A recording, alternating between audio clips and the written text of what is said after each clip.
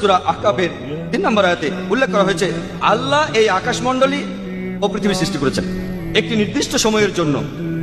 অর্থাৎ বলা হচ্ছে সবকিছুই একদিন ধ্বংস হয়ে যাবে।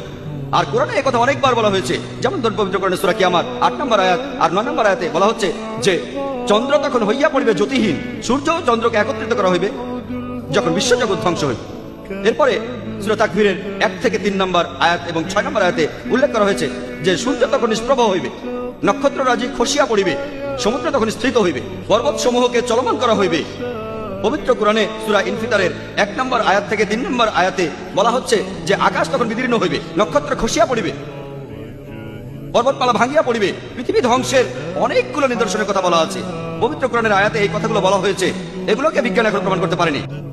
যেভাবে আমি প্রথম দিনের সূচনা করিয়াছিলাম সেইভাবে পুনরায় সৃষ্টি করিব। তাহলে কোরআন বলছে যে আবার নতুন করে সবকিছু সৃষ্টি হবে পৃথিবী ধ্বংস হওয়ার পর। বিজ্ঞান এ ব্যাপারে কিছু জানে না।